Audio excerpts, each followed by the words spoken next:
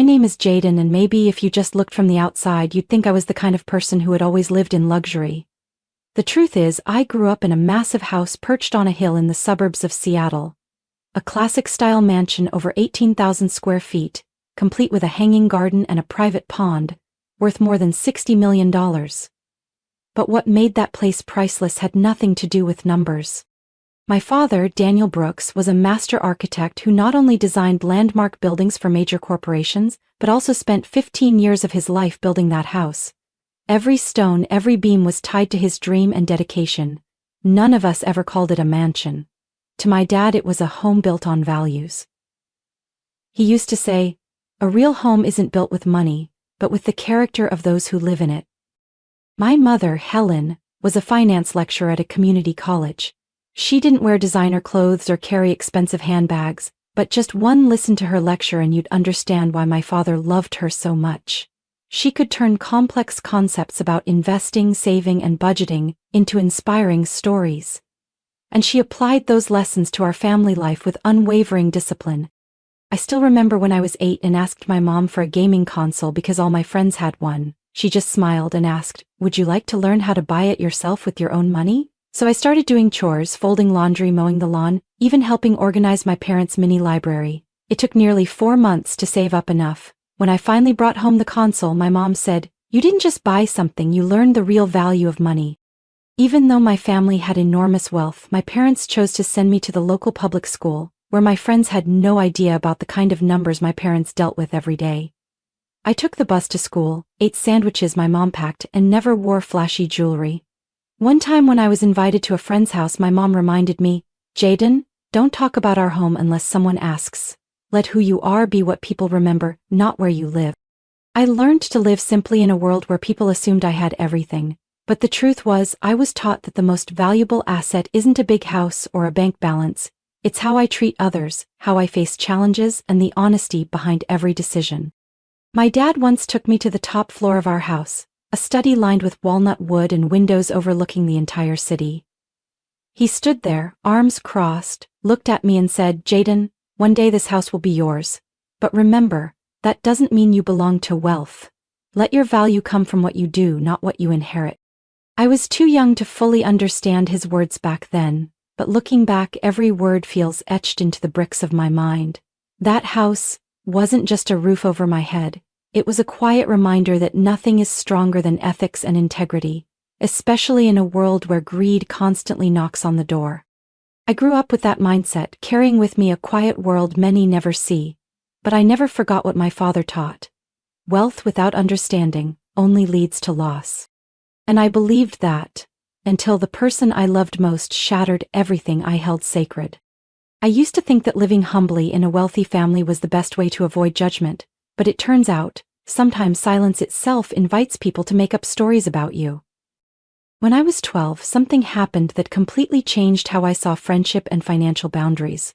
I was in 7th grade at Rockridge Middle School, a modest school full of color and character. I had a close group of 3 friends, Chloe, Natalie, and Madison. Natalie was the most outgoing, always laughing, always talking, and the first to ask, "Jaden, is it true your house has an elevator? A private movie theater too?" I gave a half smile and didn't answer. I didn't want my friends to see me as different. I loved our lunch breaks with cookies in the cafeteria, our silly games on the field, and I truly believed what we had was genuine. Then Chloe's gaming console broke. It was a new console her dad had gifted her for her birthday, and she had proudly brought it to school. During recess, she handed it to me to try. I still remember the cold sensation in my palm when it slipped and hit the cement floor with a sharp crack. The screen went black. Chloe stared at me, not crying, but her lips trembled. I immediately apologized and said I'd find a way to fix or replace it. That evening I told my mom.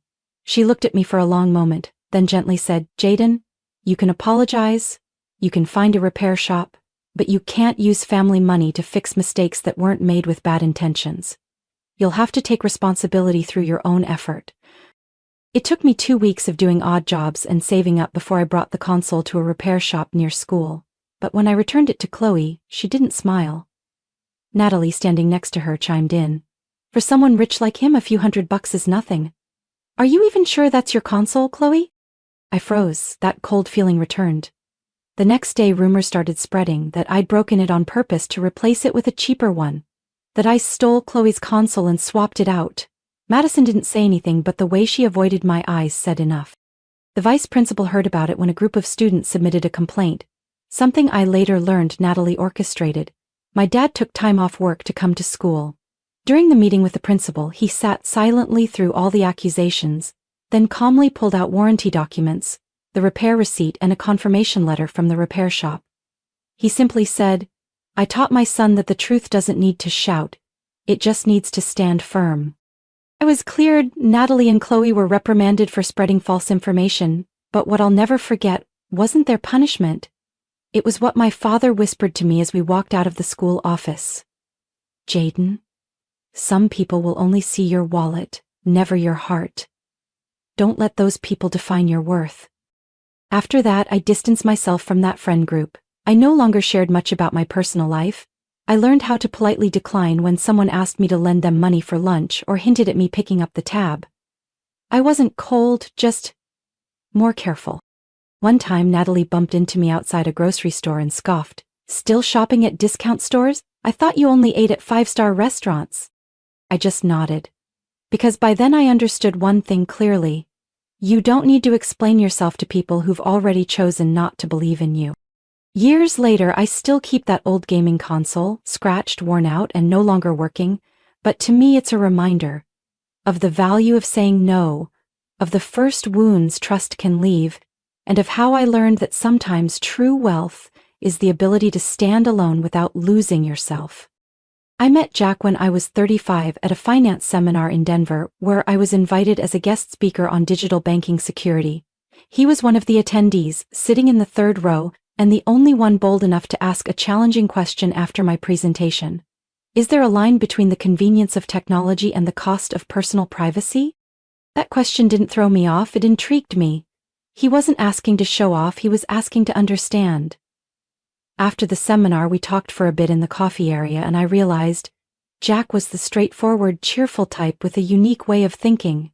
He worked in digital marketing, not wildly successful but clearly passionate. And more importantly, he had no idea who I was beyond that day's talk. Something that felt like a relief.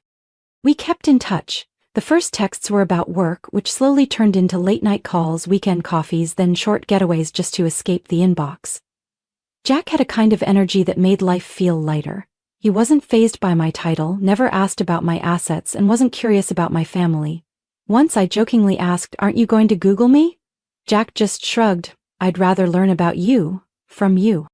After 2 years of dating, we had a small wedding by Lake Tahoe with just family and a few close friends. My mom sat next to me while I got my makeup done and whispered, "Your dad would be smiling if he saw you today." I believed that too. If he were still alive, I think he would have liked Jack. At least at first. After the wedding, Jack moved in with me into the high-rise apartment my parents had bought for me downtown. A month later, I decided it was time to show Jack more about the home in the western hills of Seattle, the one I grew up in. I hadn't brought anyone there since my dad passed away 3 years earlier. Partly because I wasn't ready, partly because I was afraid someone would see it as a trophy.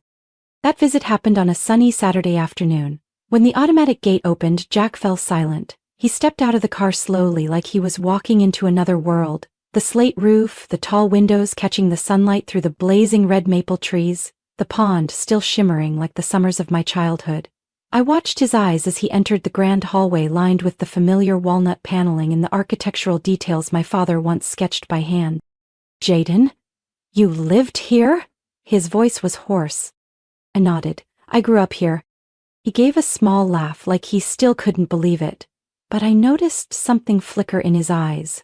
A curiosity I hadn't seen before. After that day, he started asking more questions. At first they seemed casual. How long did your dad take to build this? Who manages the garden? Has the house ever been reappraised? But gradually he mentioned more specific terms. Personal assets, inheritance, deed ownership, and decision rights. I couldn't deny that something inside me began to feel cautious.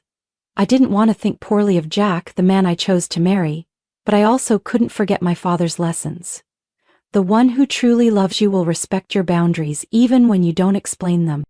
A few weeks later, during dinner at our apartment, as I was pouring wine, Jack suddenly asked, "Jaden, if something ever happened to your mom, who would get ownership of the house in the Western Hills?" I froze, the glass in my hand trembling slightly. Looking him in the eye, I said, "That's a family matter, Jack, and I think you understand that." He smiled, but it wasn't the warm smile I was used to. For the first time since we met, I felt a small, thread-thin but razor-sharp distance forming between two people who once promised no secrets, and I began to wonder, was there something inside him I'd overlooked? Just because I'd trusted too soon? The message from my mom came on a Monday morning just as I was about to join a virtual meeting with a bank executive. The message was only a few words. "Jaden, your father needs you." I left the office within 10 minutes. On the way to the hospital, my mind was spinning with speculation. My father had always been healthy. Every morning he walked for an hour around the backyard garden, ate well, and never skipped his routine checkups. But when I walked into the hospital room and saw him lying there with a gaunt face, I knew things were no longer simple. He smiled when he saw me, but the eyes that once held unshakable resolve were now shadowed with exhaustion. I sat beside him, held his hand, and listened as my mother whispered, "The doctor said it's stage 4 pancreatic cancer. Surgery's no longer an option, Jaden." I don't remember exactly how I reacted. All I know is the world seemed to collapse into a single heavy ringing in my ears. I had always believed my father was unbreakable, that he would be there for every milestone in my life, but now I had to prepare to lose him. From that day on, I paused all major work commitments and rearranged my schedule to spend more time at the hospital. I read books to him, shared stories from work, and sometimes played the jazz music he used to love. In those moments, I almost forgot about the reality waiting outside. Jack at first seemed supportive. He occasionally brought snacks, asked how things were going, and picked me up late at night. But just a few weeks in, his patience started to wear thin. One night, when I came home exhausted after a long day at the hospital, Jack was standing at the door, arms crossed, his usual warmth gone. "Jaden, how long are you planning to keep this up?" I frowned. "What do you mean?" I understand you love your parents, but our life also needs attention. You're gone all the time. I feel like I'm alone in this marriage." I stood in silence. I was too drained to argue, but inside something cracked. Was this really the man who once promised to stand by me through everything? A few weeks later, my father passed away on a quiet morning. My mother and I sat by his side, his hand holding mine until the very end. I didn't cry, I just sat there, listening to the monitor go silent, and felt a part of my heart leave with him. The funeral was held in our family's garden, simple and dignified, just as he had wanted. Throughout the ceremony, Jack was there, polite but distant. He avoided my gaze and barely acknowledged the grief I was carrying. After the funeral, my mother handed me a thick file. Inside was a carefully prepared will. My father had left me full ownership of the hillside mansion, the place he once called the heart of the family. The house was valued at nearly $5,500,000, but to me, it was priceless.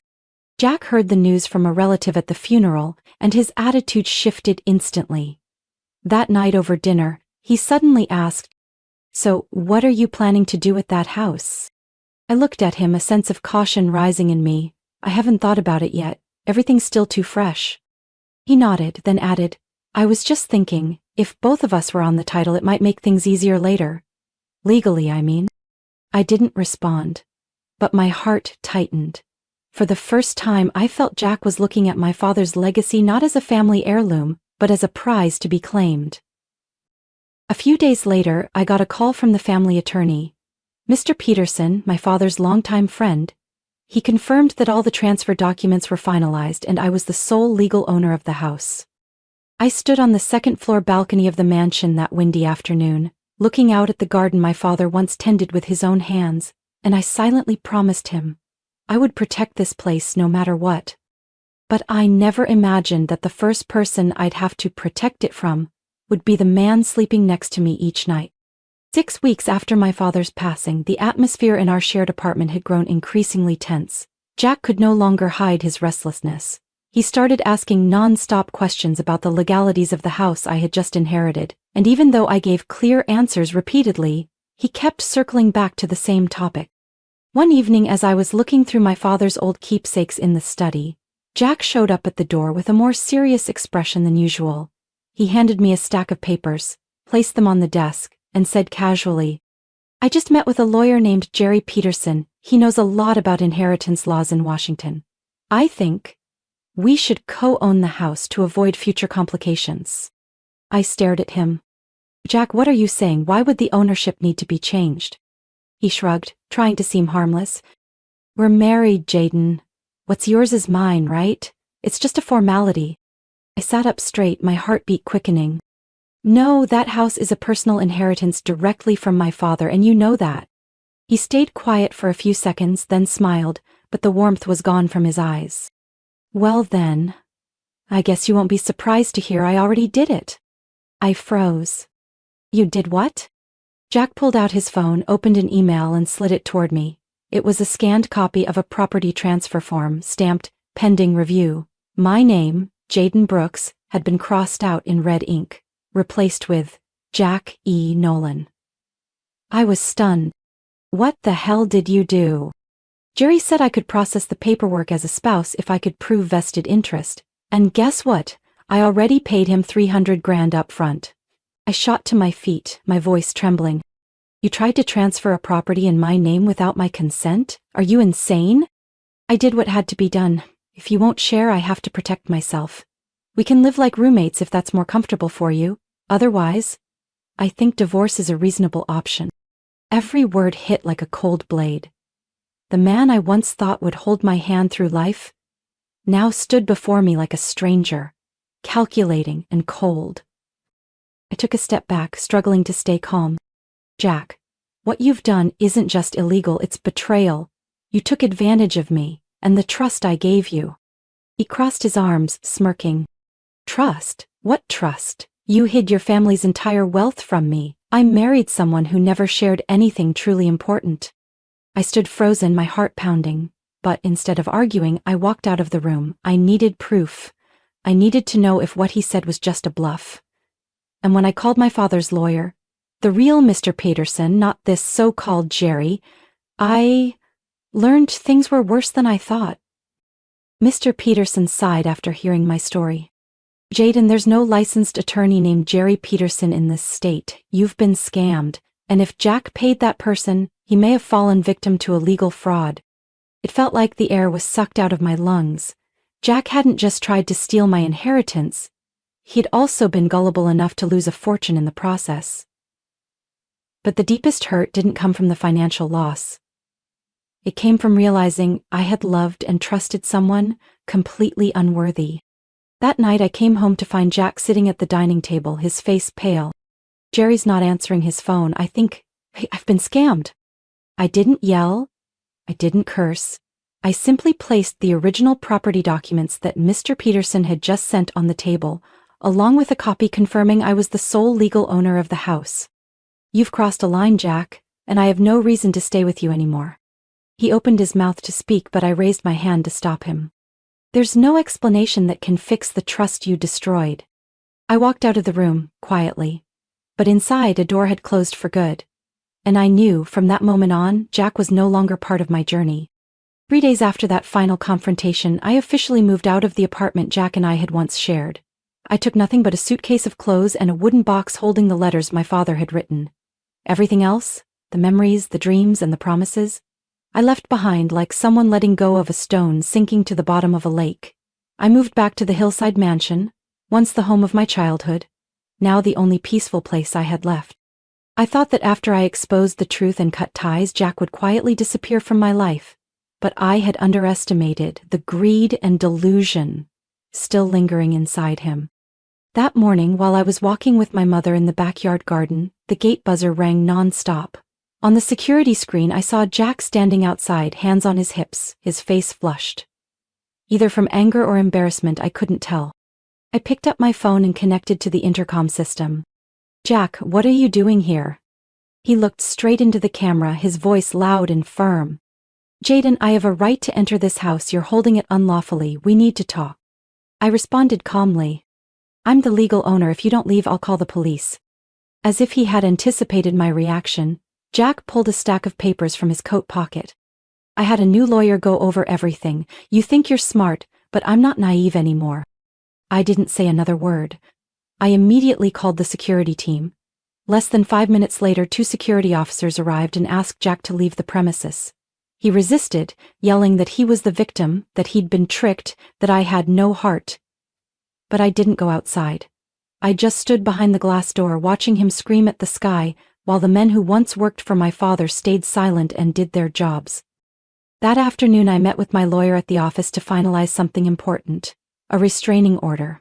I no longer wanted to live with the fear that Jack might show up at my door, switching between begging and threatening. Just as we were about to finish, my phone buzzed. A message from an unknown number appeared. Jack was scammed out of $360,000. Jerry is a fake name, not licensed in any state. The message came from an old acquaintance in the legal field who had once worked with Jack on a marketing project. He knew Jack was spiraling, having lost his money, his reputation, and his marriage. It turned out that the lawyer Jerry Jack had blindly trusted was actually a professional con artist. He had been investigated multiple times for impersonating legal professionals and scamming the gullible. Jack had wired him a massive amount, $360,000, to speed up the transfer of ownership, only to receive a series of forged documents, so well crafted they nearly fooled me too. I should have felt vindicated, but in truth I just felt empty.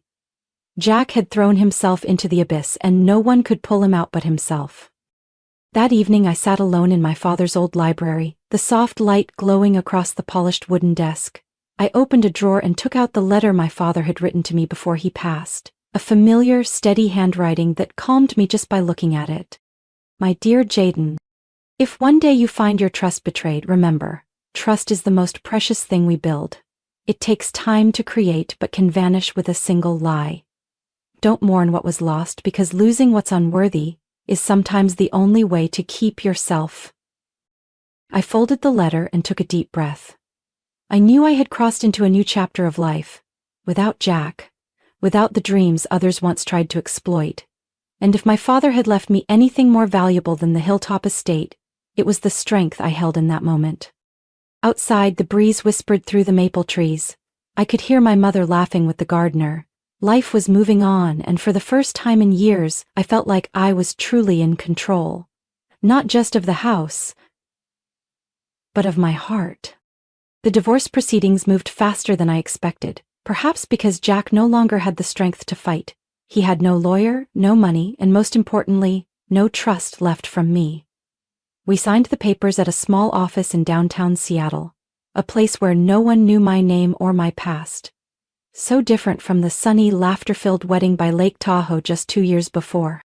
Jack didn't say much during the signing. He just kept his head down, dark circles under his eyes, his hands trembling slightly. When the final stamp hit the paperwork, I stood up first. I hope you find your way back to yourself. That was all I could say without letting my heart lose direction again. I returned to the estate and extended its familiar calm by transforming my father's old room into a space for meditation and reading. My mother, after staying with me for some time, began focusing on herself, taking art classes, gardening, walking every morning. The house, once wrapped in grief, was slowly breathing again. Then came the day of my father's first memorial.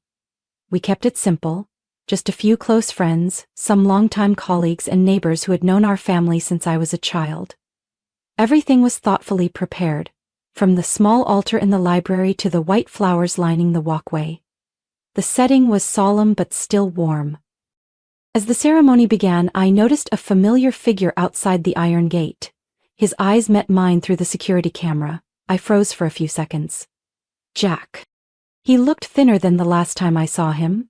His shirt was wrinkled, his hair slightly messy, and his eyes sunken. He placed a hand on his chest when he saw me watching, as if silently pleading. I stepped onto the porch but kept my distance.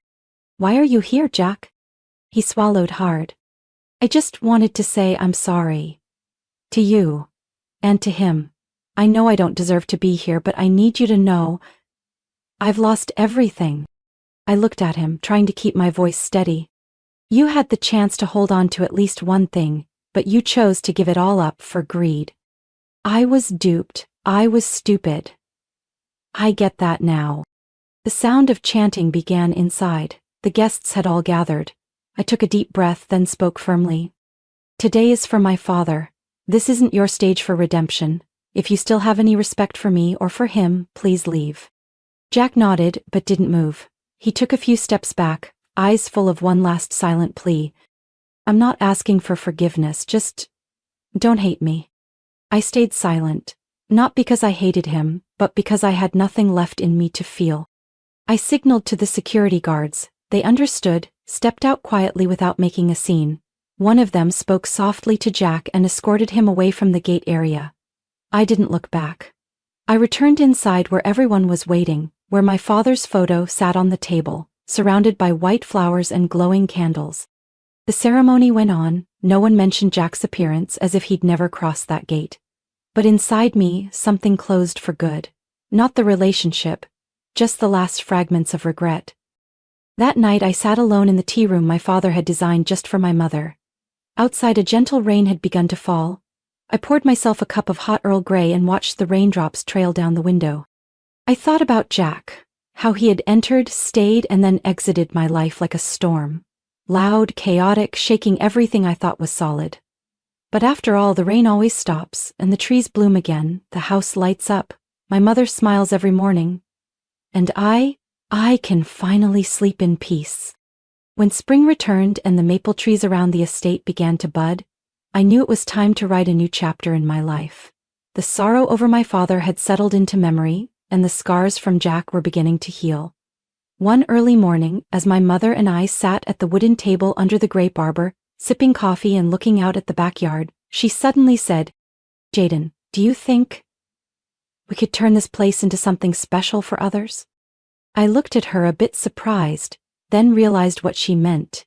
She wasn't talking about selling or sharing the house. She meant giving it a new purpose. I once heard my father say a beautiful house isn't just for admiring, it's for living, breathing with people.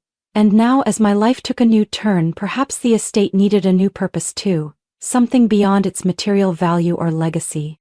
We started by clearing out the basement, which had previously just been storage. I turned it into a small event hall with classic stone walls, polished hardwood floors, and warm ambient lighting. The backyard was expanded into an outdoor wedding space, with a white wooden arch draped in vines and rows of lavender lining the path.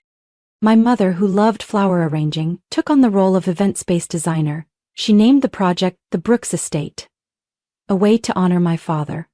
We hired a team of young engineers to assess the home's structure, making sure everything met safety standards for hosting guests. A quiet reading room became a tea party area. The vintage ballroom on the second floor got a sound system upgrade for small piano performances. Word spread quickly through word of mouth. The first neighbor held their 30th wedding anniversary celebration there. Then a young couple from Oregon booked the Brooks Estate for an intimate wedding with just 40 guests. The awe in their eyes as they stepped through the gate, the applause beneath the wooden beams, the laughter echoing through the garden, it all made me feel I had done the right thing. And for the first time in a long while, I felt free. No more dry financial reports, no more endless Zoom calls, just bright, grateful faces and the simple joy of a perfect celebration. I also began writing again. Old journal entries, memories of my father, reflections from my failed marriage. Not for publishing, but for healing. Strangely, the mansion, once filled with sorrow, was now a place of restoration. Each morning, my mother and I walked the vast grounds, baskets of fresh flowers in hand. We discussed decor ideas for the coming week, chose background music for upcoming weddings, or sometimes just sat by the koi pond, watching the fish glide beneath the clear water. Our mother-daughter relationship deepened more than ever. We were no longer just family under one roof. We were true partners, companions. One day, while reviewing the event booking log, my mother gently asked, "What do you think your father would say if he saw what we're doing now?" I smiled, my eyes turning toward the sunlight streaming through the window. I believe he'd be proud, because we kept our promise, to keep this house alive in spirit. We didn't expand too quickly. We accepted no more than 3 events a month to ensure quality and attention to detail. Every staff member was someone we knew and trusted, carefully chosen not just for their skills, but for their heart. The estate was no longer a relic of a former life, but a launch pad for a new journey. I used to think loss was an ending, but it turned out to be a transition. one that helped me find a stronger, clearer version of myself. The Brooks estate continued to host weddings, reunions, and even quiet celebrations for those on their own path to healing. And me? I remained behind the scenes, growing steadier and happier with each passing day. At the end of that summer, as the last lavender blooms in the garden began to fade, I received an unexpected email. The sender, Jack. The subject line read simply, "Thank you." It took me almost 10 minutes to open it, not because I was still angry or hurt, but because I wasn't sure I wanted to know anything more about him. But curiosity won. And I read, "Jaden, I know you probably don't want to hear from me, but I just need to say one thing. Thank you. Thank you for ending everything when you did. It forced me to look at myself and face things I never had the courage to admit. I got a job at a small career counseling center in Spokane. It's not flashy, but it's real. I help people who've been incarcerated or bankrupt find direction again. Maybe because I hit rock bottom too, I have the patience to really listen. I'm not asking for forgiveness. But I hope you know, the things you once believed in me weren't entirely wrong. I just wasn't mature enough to hold on to them. Wishing you all the strength you've always had. Jack." I closed the laptop and sat quietly by the second-floor window, where I could see the entire garden turning to autumn. The maple trees were starting to burn a brilliant red, the sunlight dancing gently across the rippling pond, and the breeze carried a soft scent of herbs through the air. I didn't cry. I didn't smile. I just felt a lightness inside me, as if the last stone had finally been lifted after a long uphill climb. Knowing Jack was living a more honest life didn't make me want to return to the past, but it helped me believe that sometimes fractures can be the beginning of rebirth, not just for me, but for him too. The last months of the year passed in joyful busyness at the Brooks estate. We hosted our first autumn wedding with a rustic theme: oak wood, golden candles, and hand-tied wildflower bouquets. The bride, a literature teacher from Portland, whispered to me as she was leaving, "You didn't just give us a venue, you gave us a real beginning." I only smiled, but that sentence touched something deep within me. In the evenings I often sat with my mother on the back porch, holding a warm cup of tea, watching the twinkling garden lights my father had once installed by hand. He had designed the lighting to highlight every plant, every path. He didn't need to say anything. I could still feel him there, in the wind rustling the maples, in the soft glow over the pond, and in every decision I made with a sincere heart. The estate, my father's life's work, was no longer just a piece of property. It was proof of the power of family love, of resilience in the face of hardship, and of the belief that every crack can be where the light gets in. I once lost everything in the blink of an eye: love, trust, even the image of myself in the mirror. But I found it all again in a different way, not through someone else's promises but through my own actions, choosing what was worth keeping and letting go of what wasn't. One early winter morning I stood on the second-floor balcony, the cold air brushing my face, looking down at the lawn where a couple was taking wedding photos. The bride in her white dress was laughing brightly, while the groom held her hand tightly, as if afraid the wind would carry her away. I rested my hand on the wooden railing, the fresh paint still faintly fragrant, and I understood. This was the end of an old journey, but also the beginning of hundreds of new ones, all starting from this place. The Brooks estate wasn't just a home preserving my father's legacy. It was a symbol of a woman's choice. A woman who once lost her way but found herself again, strong, independent, and no longer needing anyone else to define her worth. And I knew no matter what turns the future might hold, I would always remember one thing: no one can take anything from you unless you hand over your trust blindly. And sometimes, the only way to protect your most precious inheritance is to learn how to let go at the right time. From my own story, I've realized that loss isn't always the end, it can be the beginning of growth. I once loved, trusted the wrong person, and fell because of things I couldn't control. But it was those very fractures that taught me how to rise and rebuild a life with resilience and intentional choices.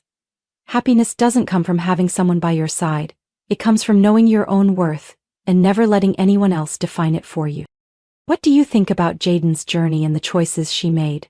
Share your thoughts in the comments below, and don't forget to follow the channel so you won't miss the next meaningful and heartfelt stories about life and family.